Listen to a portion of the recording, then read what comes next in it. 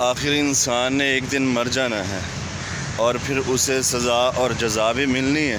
کیونکہ اللہ رب العزت نے یہ طریقہ کار بنا رکھا ہے سزا اور جزا والا۔ تو قبر کے اندر سب سے پہلے کس کو دردناک عذاب ہوگا اور کس گناہ کی بنا پہ ہوگا؟ رسول مکرم صلی اللہ علیہ وسلم کی حدیث طیبہ ہے، بخاری میں ہے۔ اور دوسری جگہ اللہ رب العزت قرآن حکیم میں یہ بات ارشاد فرماتے ہیں کہ اے لوگو الذی خلق الموت والحیات لیبلوکم ایکم احسن عملا، کہ میرا تمہارا دنیا میں بھیجنے کا فقط صرف اتنا سا مقصد تھا کہ میں یہ دیکھنا چاہتا تھا کہ تم میں سے اچھے اعمال کون کرے گا۔ جو اچھے اعمال کرے گا اس کے لیے میرے پاس اچھی اور بہترین جزا ہے، جو اچھے اعمال نہیں کرے گا اس کے لیے بدتر اور بری جزا ہے۔ اب جب قبر میں انسان چلا جائے گا، کیونکہ قبر کی زندگی بھی ایک زندگی ہے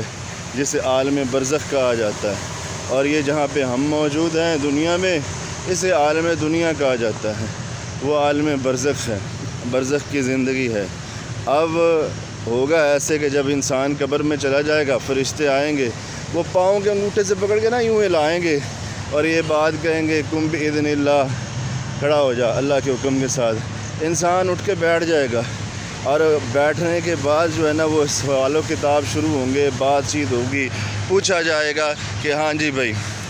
بتاؤ من ربک کا، من نبیک کا، ما دینک کا۔ اس سوال و کتاب ہونے کے بعد انسان کو سب سے پہلا جو عذاب ہونا ہے نا جس بات پہ،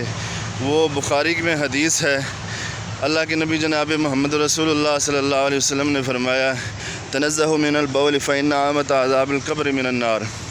کہ اللہ کے نبی جناب محمد رسول اللہ صلی اللہ علیہ وسلم نے فرمایا ہے قبر کے اندر انسان کو سب سے پہلا جو بڑا عذاب ہونا ہے، کس گناہ کی بنا پہ ہونا ہے، وہ گناہ یہ ہے کہ انسان دنیا میں رہ کے جو ہے نا وہ پیشاب کے چھینٹوں سے نہیں بچتا تھا، یعنی گندگی کو اپنے سے دور نہیں کرتا تھا، اپنے آپ کو طہارت میں اور پاکیزگی میں نہیں رکھتا تھا، کہ اللہ کے نبی نے جیسے فرمایا طہور شطر الایمان، صفائی نصف ایمان ہے۔ دنیا کے اندر رہ کے نماز روزہ کرنا، حج زکوٰۃ دینا، دیگر اچھے اعمال کرنا، یہ نصف ایمان ہے، اور نصف ایمان جو ہے نا وہ آپ کی پاکیزگی ہے،